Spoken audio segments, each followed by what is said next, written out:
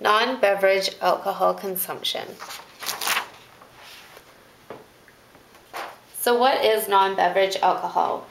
It is alcohol-containing products that are not intended for human consumption. They may also be referred to as illicit or surrogate alcohol. These products are consumed with the intent of attaining an alcoholic high.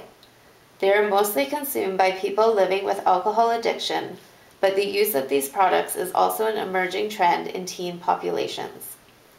There are several factors that can influence and promote consumption. Addiction is the main factor. Often people want to feel the direct effects of alcohol in the products, or they want to reduce the discomfort of alcohol withdrawal. The products are easily accessible, as they can be purchased from grocery or drug stores. They are also accessible at times such as late hours or statutory holidays when conventional alcohol cannot be obtained. The products are cost efficient.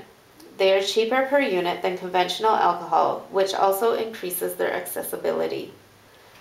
And lastly, non-beverage alcohol is discreet.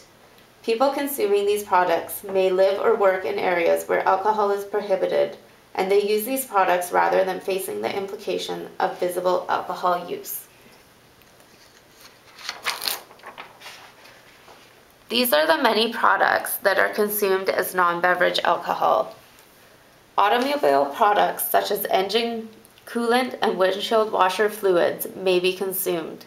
Surprisingly, the taste of such substances does not prevent consumption. Medicinal alcohol, like isopropyl or rubbing alcohol, is often sought for its higher quality of ethanol content.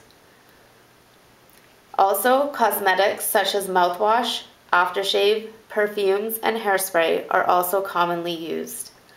Often the alcohol in cosmetics is denatured and contains high quantities of methanol. Also, food products such as vanilla extract or wine vinegar may be consumed.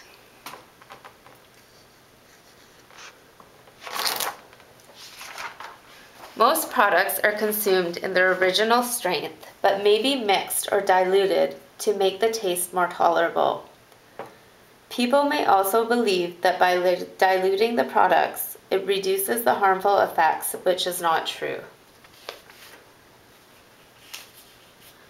It is difficult to obtain statistics about the prevalence and use of non-beverage alcohol due to the lack of research on this topic. Also, many users consist of homeless populations that tend to be omitted from surveys or research projects.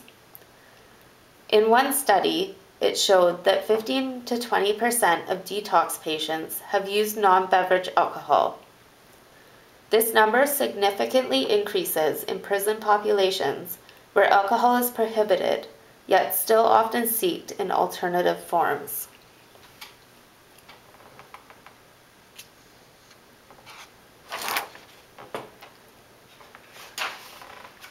The most common health risk is accidental poisoning. Complications involve a high mortality rate due to delayed admissions to hospitals and late diagnoses. Often clients do not confess to consuming products because of stigma or misconceptions of its use. Other complications include cardiovascular disease, liver disease, and infectious disease. The long-term effects of non-beverage alcohol is difficult to distinguish, since users are also chronic conventional alcohol users. Because of this, long-term effects may be too similar to distinguish between the two. The methanol contained in some products is most likely to cause acute toxic effects.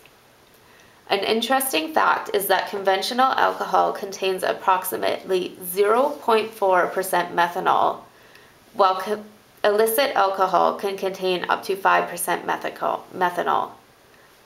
Other effects of chronic methanol consumption may include central nervous system, liver, retinal, and renal damage.